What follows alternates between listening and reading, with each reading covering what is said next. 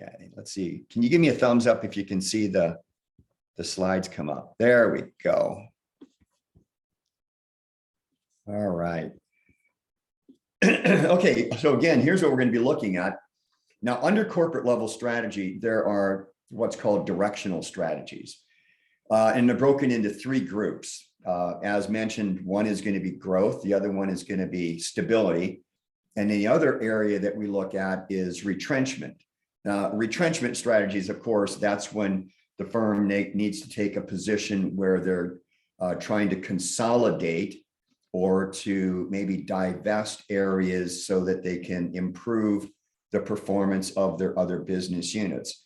And when we think about corporate level strategy, many of the things that we're going to be discussed here, growth, stability, retrenchment, you need to consider those types of strategies for your simulation. We're going to be looking at the different types of growth strategies, vertical and horizontal integration strategies, and concentric and conglomerate diversification strategies. And then, as mentioned, next Thursday, we'll be looking at the remaining matrices that you need for your individual case studies. All right, so corporate level strategy. It's also known as company-wide strategy. And one of the biggest areas of consideration here for management is to decide what's the optimal mix of those businesses. What type of mix should we then have that is going to generate the firm the best type of growth, best type of profits? And deciding on what that optimal mix is going to be also helps to determine what's the overall direction that that organization is going to pursue. So there are some questions then that need to be asked. One of them is, what businesses does it want to be in?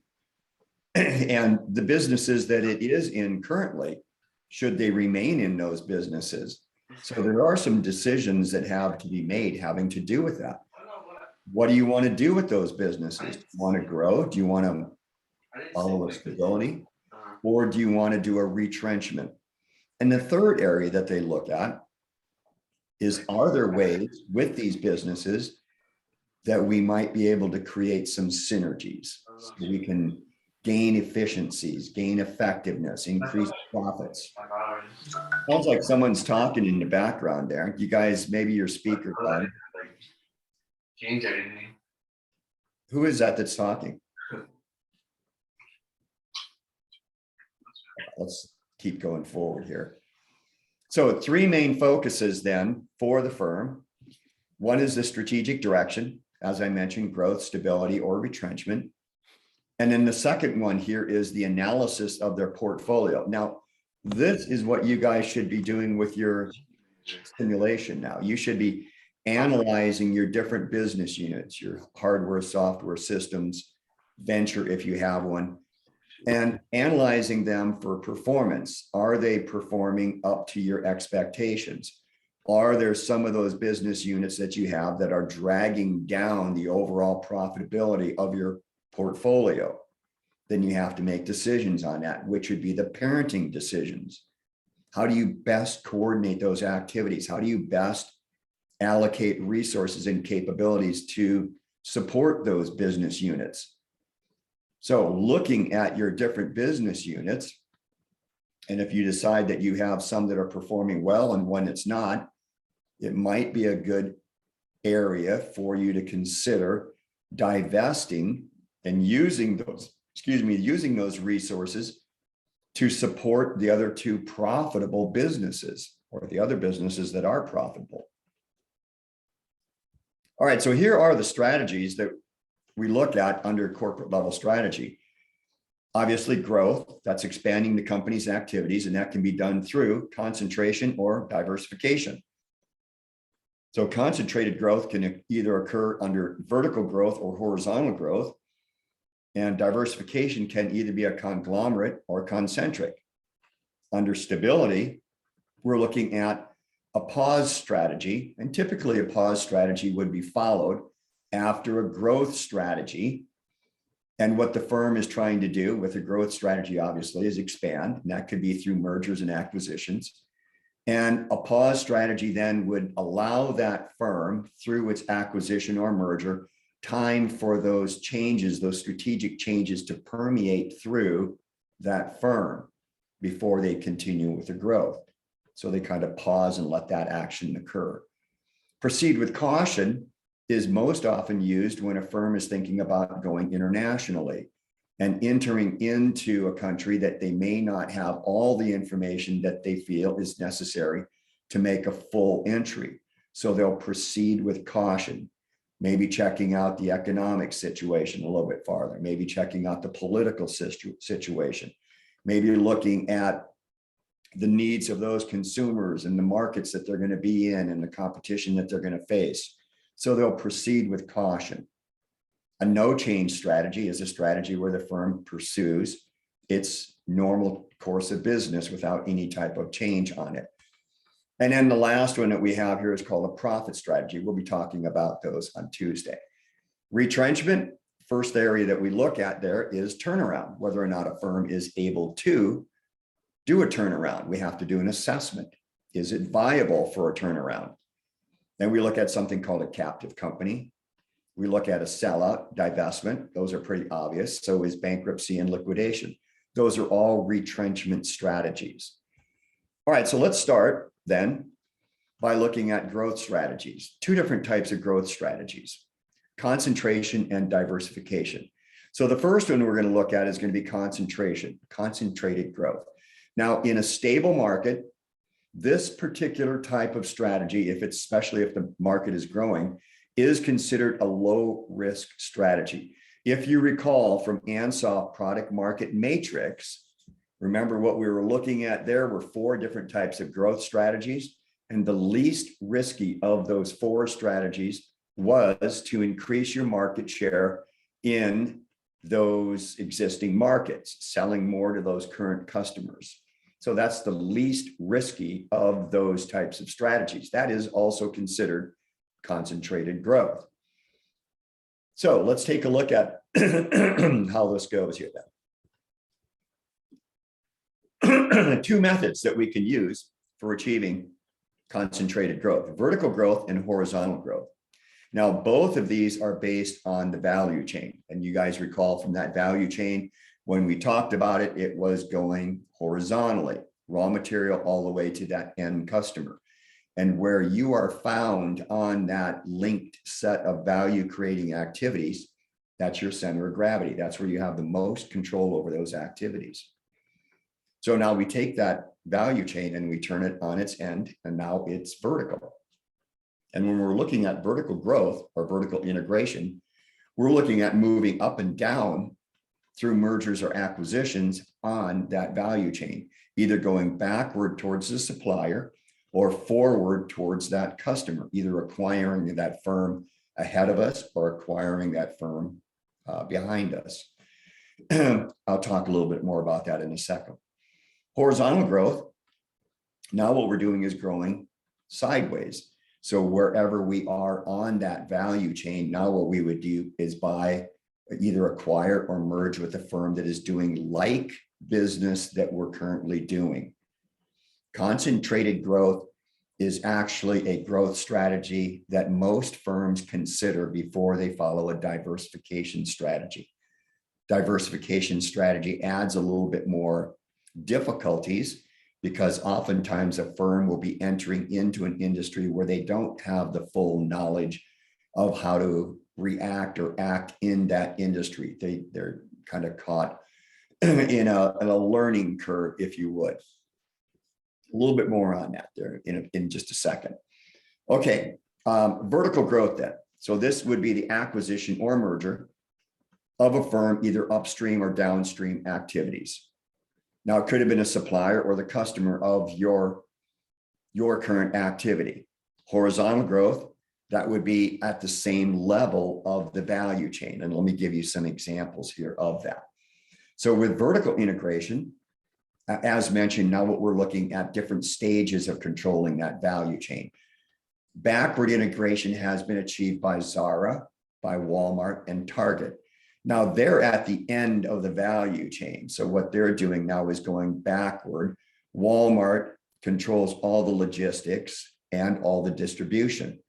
Target, logistics, distribution, and they have some manufacturing that they have control over. Zara does its own manufacturing and distribution. So they have backward integrated in that value chain. Forward integration is moving forward to something that was into that supplier or further in that value chain.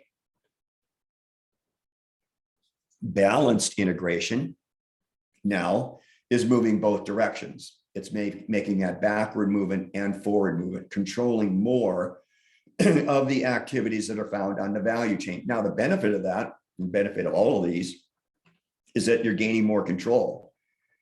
Moving backwards, you're gaining control over either where the raw material is coming from to ensure quality, to ensure reliability, to ensure dependability, to ensure consistency, or moving forward to get more awareness of what the customer's needs are. But in both cases, you're picking up that profit stream. So there is benefits to doing this type of growth strategy. An example of vertical integration that has occurred recently is with two companies in the automotive industry, GM and Ford.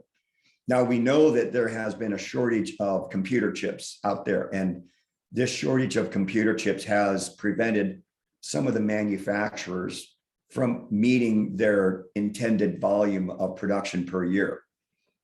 So with Ford and GM, what they've done is made strategic agreements with a couple of their suppliers so that they can continue to receive the chips that are necessary to manufacture the vehicles that they need to maintain that production level. So that's an example of backward integration by both Ford and GM. As a reminder to you guys, this is what that value chain looked like: raw material, transport, manufacture, distribution, retail, and consumer. That's that value chain. All right. Now remember, we flipped it on its end. Imagine this: if you're a company that controlled every step of the value chain, you controlled the raw material, the sourcing of the raw material, the transport, the manufacturer, the distribution, the retail, all of that. You controlled the whole string. How much information would you have that's powerful, that makes those good strategic decisions? You know how much raw material you have. You know how much is in the pipeline, in your production, in your manufacturing, in your distribution, and in the demand. You have all of that information and all the profit streams that come from each one of those activities. Tremendous amount of profit potential and power. So think of this: petroleum industry, BP, Exxon, Mobil, they control everything: exploration, production, crude, shipping, storage. They make the product, they trade the product, they distribute the product to not only commercial, but retail. They control the whole thing. They know how much oil is out there to be explored and to pulled up and processed and refined. They know what's in the pipeline. They know how much demand is out there, and they control all of that information. So whenever the oil companies are complaining that they don't make money, that's bunk. They are making money. So think of that.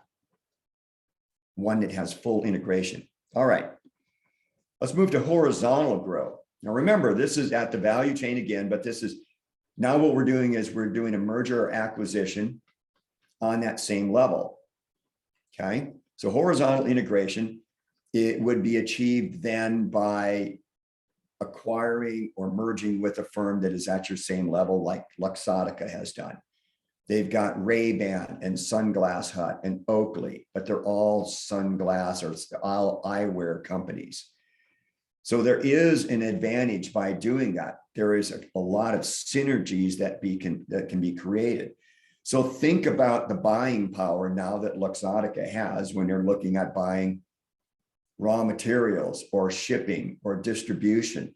or even HR or marketing. All of those functional activities can be consolidated and they can be leveraged when they're doing any kind of marketing for any of those firms. The other thing about this is management. If managers can manage a Sunglass Hut, most certainly they can manage a Ray-Ban distributor or all of those activities as well. So there's a lot of synergies that can be created from that and reduction of costs that would occur from that. Think of the market power that they have, that Luxottica has with all of these different top of the line name brands. All right, another strategy here, merger. This is the voluntary union of two or more firms that are competing roughly on the same terms, and they make a brand new legal entity. Brand new company is what they're making here. There's a tremendous advantage for some firms in a merger. And now there's an example here that I'm going to give you, and that's Delta and Northwest. Let's see, did I go too far on this thing? I did. There it is right there. I had Delta and Northwest down here. All right, so let's go back to this. Here we go. So here's what we got. Here's the story about Delta and Northwest, and they really started this whole thing. Delta and Northwest were flying from the same airports, going to the same destination within minutes of each other. They were flying planes that were similar, and their planes that they were flying were half full. So neither of the two airlines that were flying to the same destination had full aircraft. Delta had international routes that were unique. Northwest had international routes that were also unique. Okay. They started talking to each other and they're going, you know what, neither one of us are really making the profits that we really want to make here because we're competing against each other. Why don't we consider merging? And by merging, and we'll be flying from that airport to that destination, but we'll be flying a single plane. And that plane now will be full. And our international flights now will have larger markets internationally. We're going to be combining the Delta with the Northwest. So now we have a tremendous international exposure with all of our flights. All of our functional areas that we have that are duplicated, we can reduce those. We don't have to have two HR. We don't have to have two operations. We don't have to have two marketing. We don't have to have two logistics. We don't have to have two whatever else, finance, accounting. We can consolidate that. That'll save us a tremendous amount of money, make us more profitable. And they did. And when they did that, it was disruptive to the industry. Now what happened is you got Delta and Northwest, the new entity, is very, very strong, very powerful, very commanding in that airline industry. And they're profitable. They're making money now because they've reduced all of their costs. Now, what happens then in the industry is that the other competitors in the industry are now at a competitive disadvantage. And we know what happens when firms are at a competitive disadvantage. We've talked about this before. They're going to do whatever they can do to create competitive parity. And that's what they did. US Airlines, US Airways, and American Airlines merge. Continental and United merge. Southwest and AirTrans merge so that they would then have competitive parity. And now they're back on level playing field again. Other examples of mergers are Microsoft and LinkedIn and Heinz Food and Kraft Food. By the way, that Heinz 57, that number 57 was just a random number that they threw in there. No real reason for that. And it really kind of stuck as far as 57 varieties of food. But it was just a random number that they threw in there. Kind of a little tidbit of information for you. Other growth strategy, acquisition. That's simply purchasing a company that's either completely absorbed as an operating subsidiary or maybe a division of the primary company. Some examples of an acquisition, you got Buffalo Wild Wings and Arby's, you've got Aetna and CVS Pharmacy. They made sense. Buying another food company buying a pharmacy and are combining a pharmacy and a insurance company makes sense. But what about Amazon, online retailer, and Whole Foods? What was the strategic purpose of that? Anybody give me an idea what happened there? What was Amazon's thought on that acquisition of Whole Foods? What were they intending to do?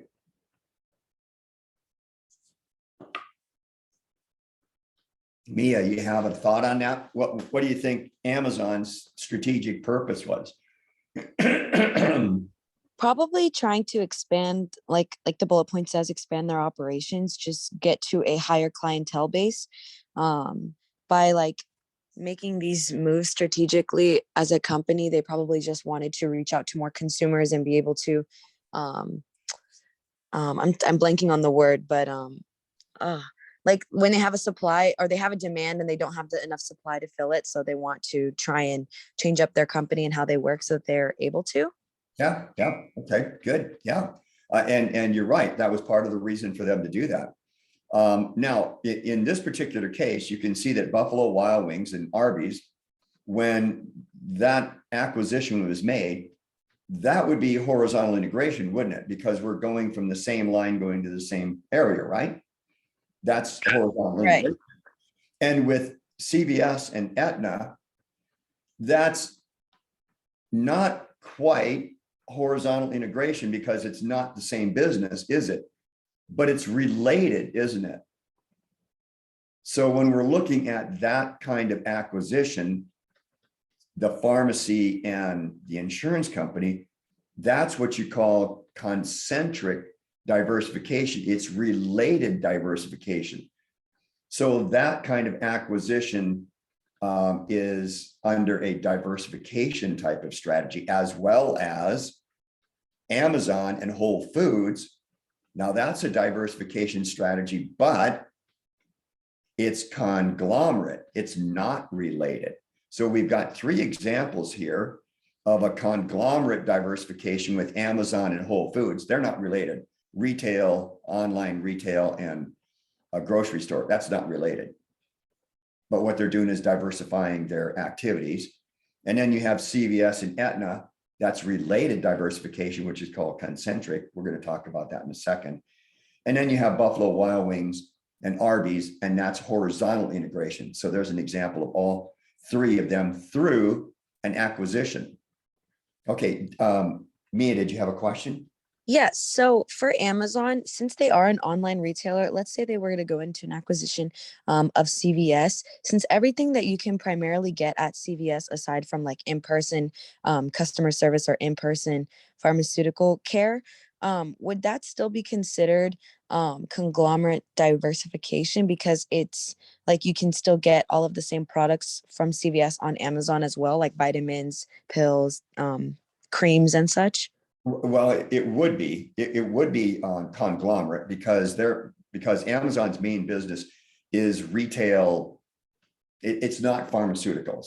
Okay, got it. Okay, Yes. so even though the distribution channel would be through online, it's not their primary business of that retail sales. Does that make sense? Yeah, totally. Okay. Thank you so Okay. much. Okay, good. All right. So let's take a look at specifically the advantages and disadvantages of mergers and acquisition using Delta and Northwest as an example here, and whether or not they were able to obtain any of these advantages. So think of Delta and Northwest. So that merger between those two, did it add more value to that combined entity than either one of those two could produce on their own? And the answer to that is most definitely yes. Did it open new markets for both companies? Again, yes. Was it the most cost-effective way to grow? Again, yes. And did it create multiple growth opportunities? So in all of those advantages, all of those airlines gained from that merger. Now, there are downsides to mergers. And as you can expect, the biggest downside of a merger is the fact that you're going to have duplication of functional activities that are going on. And so you know that there's going to be layoffs. You don't need that many people for a combined merger. So it is going to cause distress. We're going to be looking at 2 operations groups, 2 marketing groups, 2 HR groups. And we know that there's going to be a headcount reduction from that. So there is going to be some distress that is going to be caused, but that is part of the firm combining their efforts to be more profitable, is that headcount reduction. Now, sometimes a merger can increase the debt load, depending on what kind of stakeholders the merger might have to pay off before that merger occurs. The merger might create differences in corporate cultures. You might have one corporate culture that's very, very relaxed, and the other one that is quite rigid in the way they make their decisions. So the 2 cultures may not gel right away. And then with any kind of merger or acquisition, there's several layers of discussions that need to be worked out before that merger can be fully implemented. So there's going to be some time elements that occur within a merger. Let's take a look at another way that firms could grow without acquisition or through a merger. And one way is through strategic alliances. Now, a strategic alliance is just a relationship, 2 or more companies, and they agree to share resources to achieve a mutually beneficial objective. And one company that has excelled in strategic alliances is Starbucks Coffee. Starbucks Coffee with Barnes and Noble. You go into Barnes and Noble and you're looking for a book and you're considering a book. You don't want to buy it yet until maybe you reviewed it, but now they've got a Starbucks where you can sit down and enjoy a cup of coffee and kind of review that book before you decide to buy it. Both companies benefit there. The longer you're in that store, the more of a chance you have to buy a book from Barnes and Noble. And the longer you're there, you're going to be drinking more Starbucks coffee. Another strategic alliance is with PepsiCo in distributing and selling their Frappuccino drinks. United Airlines has created an alliance with Starbucks on serving coffee on their flights. And then Kraft Food with Starbucks in different markets. So they distribute them for the markets. So strategic alliance, it works very well. Here's another example, joint ventures, temporary business association. 2 or more businesses, they form a relationship to complete some sort of project or some sort of initiative. Both of them gain from this. It's not a permanent relationship or partnership. It's more of a synergistic combination of the resources and expertise to finish whatever that mentioned project might be. An example of that might be with Jaguar and Land Rover. They're having their vehicles manufactured in China by Chery Automotive Manufacturing. So that was one way that a joint venture worked out for those companies. Now, with it, a joint venture, there are time determinants placed on it. So that joint venture might work for 5 years or 6 years or the end of the project or whatever it might be. And it is terminable by both of them for either failure to achieve the objective or disbanding the project. All right. Let's take a look at diversification strategies. As I mentioned previously, a little bit higher risk. And that higher risk actually comes from that organization moving outside its area of expertise and experience and working in an industry that they might not have full knowledge of. So that's where that little higher risk will come from. But as we mentioned and gave example, when we were looking at CVS and Aetna that was a diversification strategy, but that was a concentric diversification strategy where they were similar. And then we had Amazon and Whole Foods that was conglomerate where it wasn't similar. So let's take a look at these. All right, and here are the two different types. We have concentric, which is related diversification. Another example of a related diversification would be an office supply store buying a paper manufacturer. That would be related. Darden Restaurants follows related diversification. And they have Red Lobster, Olive Garden, Red Robin. Now, one would even think on that, even though it's called related diversification, that's very, very, very similar to what Arby's and Buffalo Wild Wings did. And that's related, or excuse me, that would be horizontal acquisition, wouldn't it? Horizontal integration. So it's very, very closely related. So sometimes between the two of these, it's between integration strategies and concentric diversification strategies. They're very, very close. Intel, Altura, that is concentric or related diversification. General Electric is not, that's a conglomerate. So they have aircraft engines, they have locomotive engines, they have medical imaging, they have finance. So that is considered a conglomerate or unrelated diversification. And what a firm is trying to do when they pursue a conglomerate diversification is they're trying to find a profit area in any industry, in any market. That's all they're trying to do, is find an area of potential profit, and then they will acquire that firm as part of their business units. And a good example of a firm that has done conglomerate diversification is Philip Morris Cigarette Company. It owns Kraft Food, Miller Brewing, Oscar Mayer, and Jell-O. Now, question. Walt Disney. Walt Disney has multiple business units. Can you guys list some of the things that Walt Disney does, the Disney company? Anybody?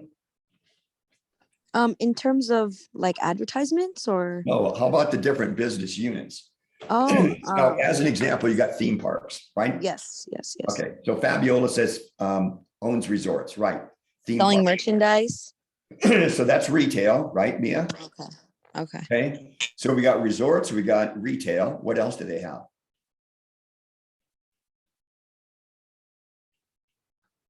Anything? Entertainment. Resorts, streaming service, movies, very good. There's 4 now. Anything else? Them branching out and owning other companies like Marvel and ABC, like TV shows.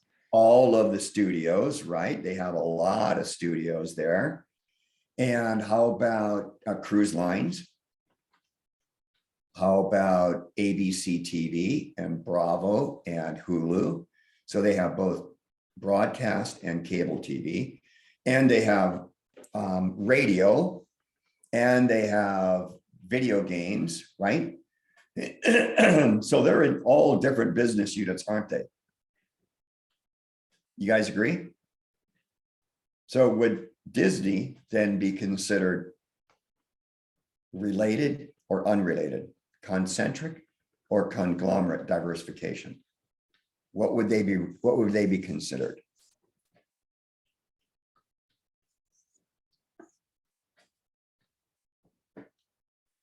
So you have movies and you have streaming service. You have resorts and you have cruise lines. But are movies and cruise lines the same? Right? So what would it be considered? Concentric or conglomerate? Conglomerate. Who agrees? Conglomerate. And who was it that said that, by the way? I didn't- Fabiola. Oh, Fabio. Okay. Who agrees with Fabiola that it was conglomerate, or they are conglomerate? Can you give me a thumbs up? All right, Joyce says yes.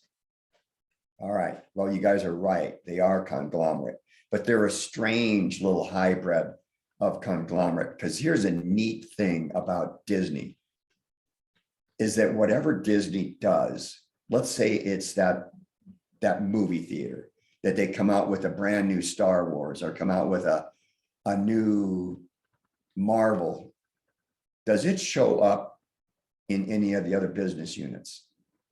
Does it show up in retail? Of course it does. Does it show up in a theme park? Heck yeah. Does it show up on the cruise line? You bet. Does it show up on TV, on cable? Most certainly. So what they've done, they've been able to establish these business units with the mindset of being able to create synergies through their other business units with all of their business units. How far can we string this one all the way through all of them so we can make profit on that one through all of them? And they're really, really, really good at it. I mean, you see Darth Vader walking on cruise lines in board shorts. You know, they're so good at just leveraging the synergies that come from one of their business units throughout all of their business units.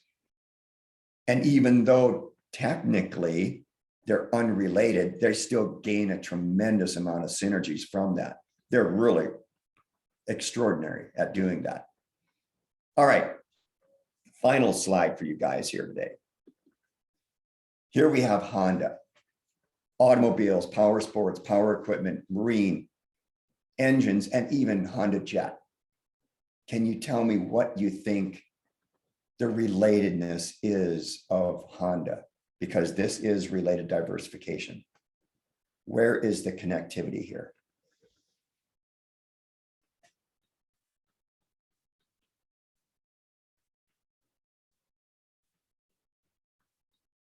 What do you think? I'd say that they all have engines. That's it. It's engine technology. Their relatedness comes from their engine technology. They share that technology with all of those business units, and they create synergies through that technology and the sharing of that technology with all of those business units. A quick story for you guys about Honda and their engine technology. You know that the Indy 500 obviously has been going on for a long time, and Honda entered into the Indy 500. This was years ago. They were competing against Ford, and they were competing against the Chevy engines. And Honda was running their cars around the track, and their engine blows up. And Ford and the Chevy engines, the engineers kind of were chuckling and smiling and talking about, you know, Honda and how it blew up, and that they're not much of a threat. And the Honda engineers, they were surprised to see all the Honda engineers out there on the track picking up every tiny little piece of that engine that blew up and taking it back to their engineering departments and finding out where the failure came from and fixing it better. Excuse me. And then they would run it again and it would blow up. They'd find out what happened to that one, do the same thing, reverse engineer that all the way down, find out where the part failed and how to make it better and stronger and last longer, and kept doing that. And now what you have is a Honda engine that lasts, and all of their Honda technology are really developed well. So Honda took all of that information from all of their failures, and they have succeeded in their engine technology to become one of the most reliable, most dependable types of engines that are known out there in the market. But it was funny how the engineers from Ford and Chevy were making jokes about what Honda was doing at that time. So, all right, well, that's where we're going to end today. On Tuesday, we're going to pick up at stability strategy. And